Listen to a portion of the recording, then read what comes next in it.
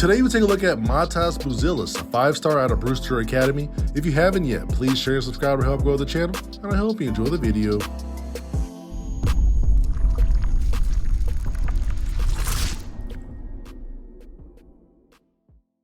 Today's video is powered by SeatGeek. Get $20 off any tickets sold using promo code ANTRIGHT on the SeatGeek app or website.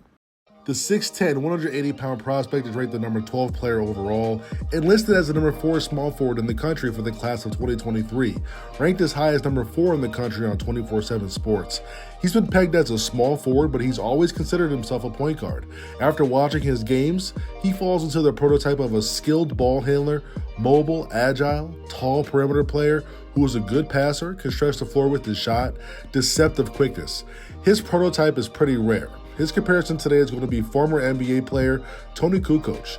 Similar traits: aggressive getting downhill, smooth players, long arms, on the light side with weight, but can handle the ball, shoot it, play multiple positions as a point forward. He's been offered or recruited hard by Purdue, Arizona, Duke, Michigan, Syracuse, Florida State, North Carolina, Michigan State, Illinois, Kansas, UCLA, Ohio State, and others.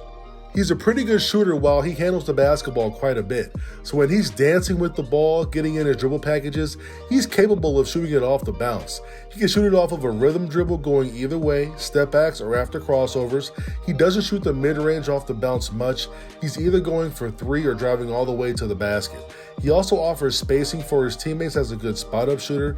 He's fine with spotting up in one place, waiting for the basketball. He's also good with moving without the basketball, going to his left or to his right, setting his feet before the shot. The shooting mechanics itself isn't your traditional jumper. The release is quick at 6'10", but the set point for the shot is a bit low.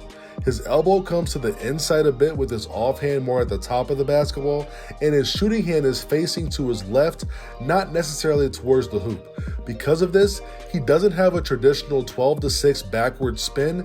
It's slanted and more of a diagonal type of spin on the ball. He doesn't need to tweak his shot yet, but once he's at the highest level, he'll have more time to spend on his mechanics.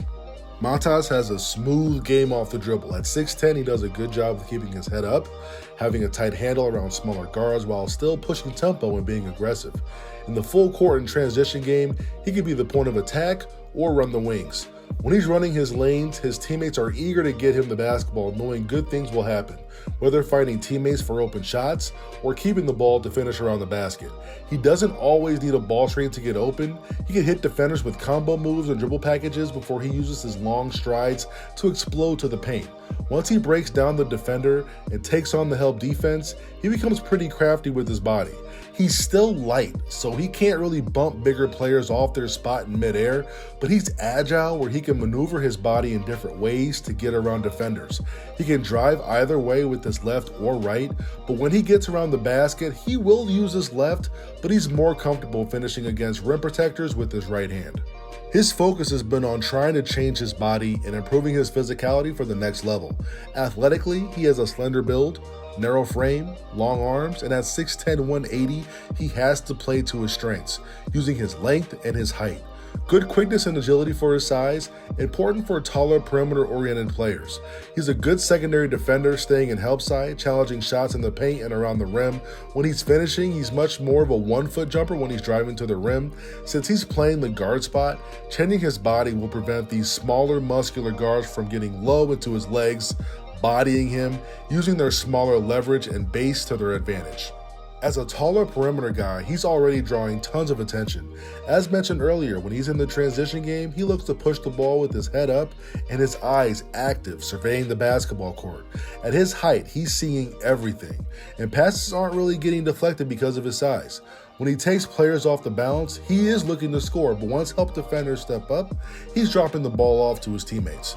His guard play goes to the next step once he incorporates being the ball handler in the pick and roll game, coming off the screen, reading the defense, making the right decision whether to drive and kick, drive and drop off, pull up from 3, go to his mid-range, go all the way in for a lay, jump stop, pass it back to the replace. So many options. Being able to pick defenses apart in the pick and roll game will take his game to another tier. I don't think he's scratched the surface yet of how good he can be. He has so much more time to realize his potential. The kid just turned 17 in October 2021, and he's on the trajectory to become a consensus top player in the 2023 class.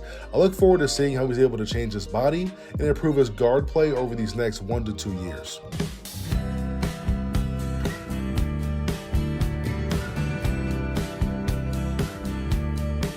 Dan Dockage can't guard me.